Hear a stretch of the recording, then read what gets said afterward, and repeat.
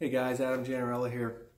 Want to go do a little series here on how to spool up, the proper way to spool up a spinning reel. And some of you guys might know this might be new to some of you guys. You want to do it the way I'm going to show you to cut down on line twist. And we all know how expensive the fluorocarbon lines are and the braided lines are. So you want to get it on the reel the right way. And it's also going to improve your casting. So I'll show you how to do that here real quick. What you want to do is find out which way your reel reels in when you when you engage the reel and when you turn the handle. So on this Smoke Series reel, it reels clockwise. So every time I turn the handle, it puts the line on clockwise. So then you want to see which way the line is coming off your actual spool.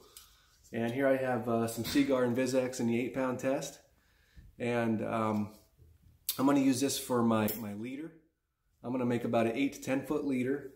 And I'm going to put on here some Seaguar, some Smackdown 10-pound braid. And that's going to go on my reel. And that's going to be what, what takes up about a quarter of the reel space. And I'll show you guys how I did that. What you want to do is you want to put backing on these reels. These reels are big. This is a 40 series. Actually, the spool is big. It's a 40 series spool.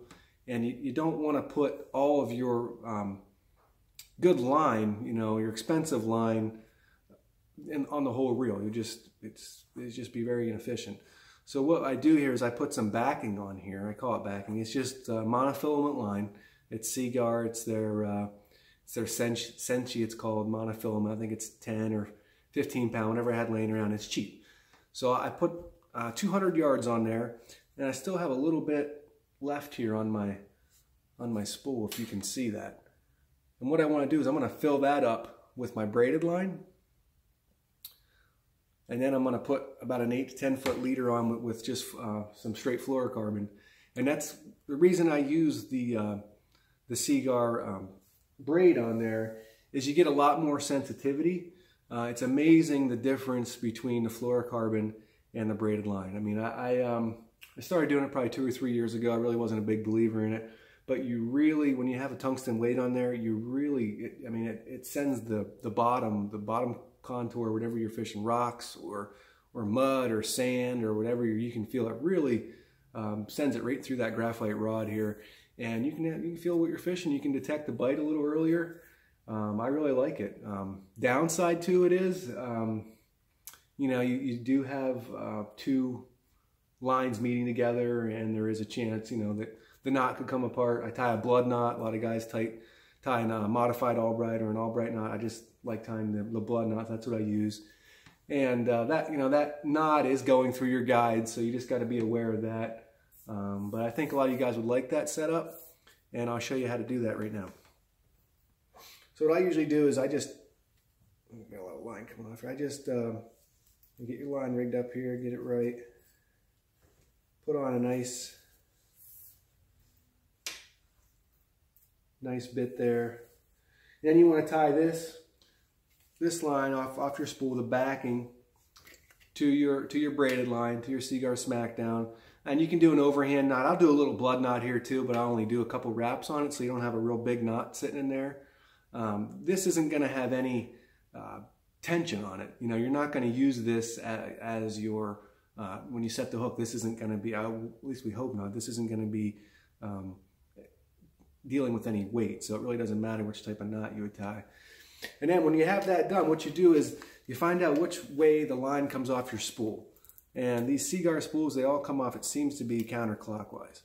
So when it's sitting like this, when it's sitting on the floor, you would set it like that. You want your line to come off counterclockwise, like so. You can see that. And your spool's going clockwise.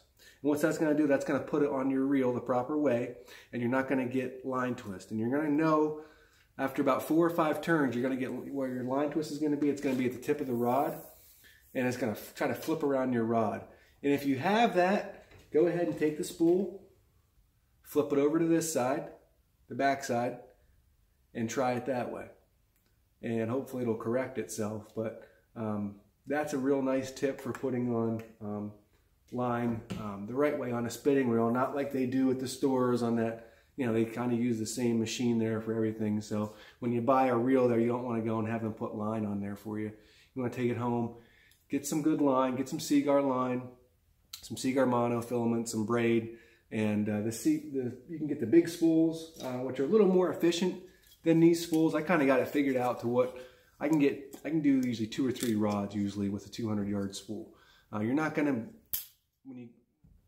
be making extremely long casts, you know, with where you need all your good mainline stuff on there. So you can put some backing on, and you can kind of figure out how long you're going to cast with, and put on your good leader and your good